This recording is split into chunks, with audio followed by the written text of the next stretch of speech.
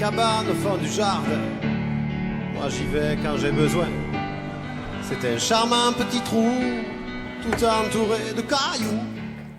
Salut mon ami Thierry. Voici les toilettes sèches.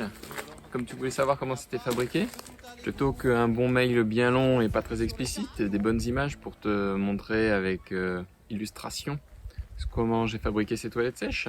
Donc les voici. Bon, je vous fais un petit tour dedans pour commencer.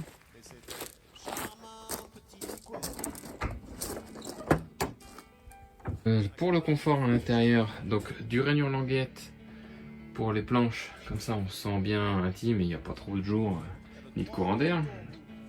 Pour l'assise, alors ça c'est un plan de travail. Plan de travail premier prix, hein, pas besoin de prendre très épais, il n'a pas beaucoup de portée de l'autre côté.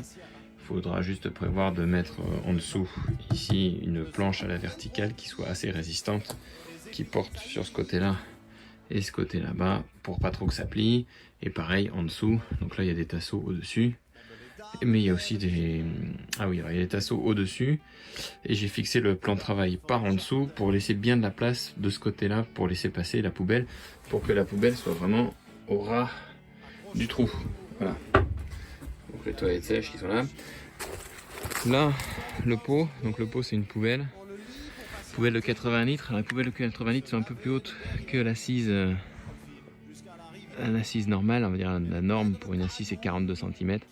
Donc on voit que là la palette Europe est juste découpée pour laisser la hauteur à la poubelle pour se mettre en dessous. Donc la découpe ici à la scie sauteuse. Le bleu c'est du bleu d'imperméabilisation qu'on met sur les plaques de plâtre avant de poser un carrelage dans une salle de bain. J'avais une chute, c'est parfait, ça permet de bien imperméabiliser le plan de travail ici qui n'est plus recouvert par le mélaminé. Une cuvette de toilette, une lunette de toilette de base. Donc l'avantage du plan de travail c'est que ça se nettoie bien, c'est hygiénique et on se prend pas des échardes sur le bord quand on est occupé. Au sol, un parquet stratifié ici que j'ai récupéré, que j'ai mis au sol directement sur la palette là et que j'ai monté ici en vertical pour bien isoler de la partie stockage du fumier. Bon, petite balayette, ramasse poussière, petit PQ et bien sûr de la sueur, parce que la bonne odeur elle est absorbée par la sueur. Si ça sent dans des toilettes sèches, c'est qu'il n'y a pas assez de sueur. C'est le ratio carbone sur azote qui n'est pas assez fort. Mettre plus de carbone quand ça sent mauvais, c'est qu'il y a trop d'azote. Voilà, je pense que j'ai fait le tour. Bon, là j'ai mis une petite équerre en alu pour finir, pour que ça soit propre.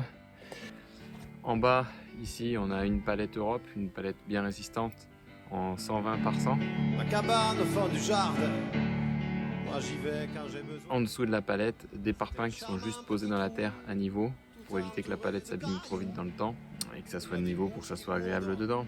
Voilà, sur cette face là on voit bien les 4 ou 5 parpaings qui sont posés au sol de niveau sur lequel est posée la palette Europe. Voilà, donc la palette Europe, la palette de très bonne qualité, très épaisse sur lequel on va construire le toilette sèche. Le côté marron, ce sont des planches de plancher en 23 mm d'épaisseur. Donc la planche ici, c'est du plancher rainure languette en 23 mm d'épaisseur, c'est du pin maritime. Donc rainure languette, c'est pour l'intimité, ça permet que à la jonction des planches, il n'y ait pas de jour qui passe. C'est mieux pour les gens qui à l'intérieur se sentent plus isolés. Alors il faut faire gaffe parce que en fait, le bois est dehors, il travaille énormément, donc il gonfle. Et il sèche, et donc au bout d'un moment, le travail fait que là on voit bien, hein, ça a craquelé, ça s'est bien ouvert de 5 mm. Fixation à l'intérieur, donc des simples équerres qui sont fixées dans les tasseaux, ou les bouts de planche, enfin ce qui passe sous la main, pour les joindre entre elles. La stabilité en fait du cube, on va dire, enfin du parallélépipède rectangle droit qu'on a ici, c'est parce qu'on a des cloisons partout.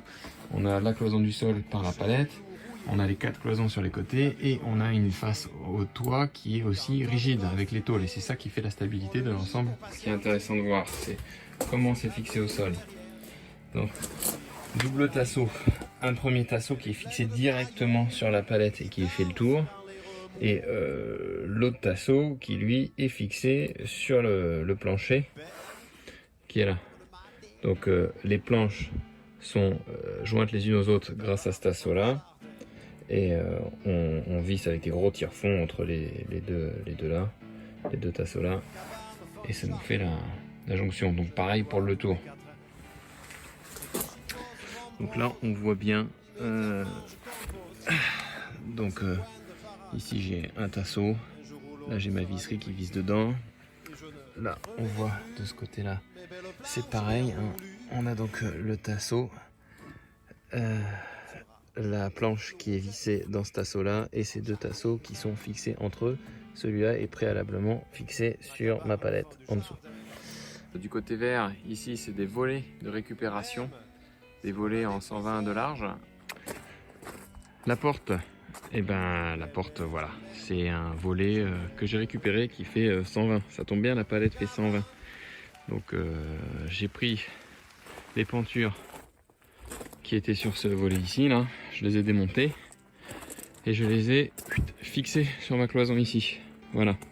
Et avec une tige filetée de 14, de la bonne boulonnerie qui va bien avec, j'ai posé les pentures du volet qui est ouvrant sur les pentures du dormant que j'ai resté coincé. Voilà le système de porte. Il n'y a rien de plus simple. Alors ne pas oublier que les vis au travers de la cloison, c'est des grosses vis, des vis à penture d'ailleurs, et elles sont fixées à l'intérieur, on voit dans une planche. Hein. La penture du haut, elle est dans cette planche là qui fait la liaison du haut du plancher au milieu. J'ai rajouté ce renfort. Et en bas, les gonds ils sont là-dessus. Hein. Donc bien rigidifier cette partie-là parce que c'est vraiment là où il y a les contraintes. C'est vraiment sur la porte. Voilà, donc la hauteur des toilettes sèches, 1,80 m. Donc pourquoi 1,80 m? C'est la hauteur du volet en fait. Hein. Je sais pas si ça fait vraiment 1,80 m d'ailleurs. En fait bon, faites pour que ça s'arrange avec les matériaux que vous avez. 1,80 m.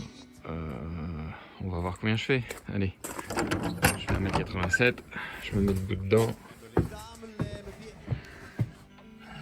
Tout. Voilà. Hein. Si on prend le volet là, le volet est là, 1,87 m. Non, on va dire 1,90 m. Le toit du polycarbonate, non, du polyester plutôt, des tôles ondulées polyester, en moyenne chez votre grande surface de bricolage préférée. Le toit, donc tôle polyester avec une légère pente. C'est-à-dire que là j'ai rehaussé de 10 cm, ça c'est une planche de 10, pour aller mettre une autre planche qui va dans l'autre sens, qui ferme ici au niveau de la porte, la même chose. Et voilà, ici on est vraiment au niveau de la planche et mon lito qui est un bon 4x4. Et là c'est une vis à bois avec une rondelle au-dessus, passée au travers, et là cette entretoise c'est du tube PER de la chute de plomberie en plastique. Donc bien de la pente pour que ici ça coule bien. Donc les tôles polyester c'est du 2 mètres de long. Notre cabinet d'aisance fait 120 de long sur la palette. Les planches dépassent un peu de chaque côté comme on voit, hein, pour recouvrir. Donc on a des débords de toiture qui sont à peu près d'une quarantaine de centimètres de chaque côté, c'est pas trop. Les tôles font 1 mètre de large, il y a un petit recouvrement pour 1 mètre de toilette sèche, donc on a à peu près aussi 40 cm de débord de chaque côté. Sur ce côté-là, le débord je l'ai replié parce que c'est l'ouest par là, c'est là d'où vient le vent, la pluie. D'ailleurs si on regarde la paroi on le voit bien, c'est celle qui est la plus abîmée, donc pour éviter que l'eau rentre à l'intérieur du toilette, on a mis la tôle polyester. Donc transparente la tôle polyester parce que c'est la source de luminosité quand on va dedans. C'est très confortable. Oui, alors ça c'est un câble qui maintient le toilette parce que le vent venant de ce côté-là, comme il est juste posé sur des parpaings, il pourrait s'envoler, tomber, ça m'est arrivé. Pour l'esthétique plutôt, de mettre un peu de lasure sur ces planches. Donc là il est beau parce que je l'ai relasuré une deuxième fois au bout de 2 ans. Parce que la lasure ça s'use au soleil. Donc cette façade là qui prend plein de soleil et la flotte, ça lui a vraiment fait du bien de lui remettre 2 couches. Bon, j'en ai remis partout, hein, tant qu'à faire. Et à l'intérieur pareil, mais là j'ai pas besoin de repasser parce qu'il n'y a pas de soleil, ni d'eau d'ailleurs. Mon ami Thierry, n'oublie pas que fabriquer des toilettes sèches, ça veut dire que tu vas donc récupérer du bon fumier humain, et il y a une petite réglementation à avoir. Donc je te conseille la prochaine vidéo sur comment on fabrique ce composteur pour toilettes sèches sans avoir les problèmes des rats qui peuvent arriver quand on est comme ici à la campagne, et pour être en toute légalité avec la réglementation française sur le compostage des déchets de toilettes sèches. Bon bah voilà, tu as toute l'explication pour les toilettes sèches pour pouvoir les construire chez toi facilement avec des dimensions qui sont confortables. Et c'est pas de tout ça, mais là j'ai du boulot. Allez, salut!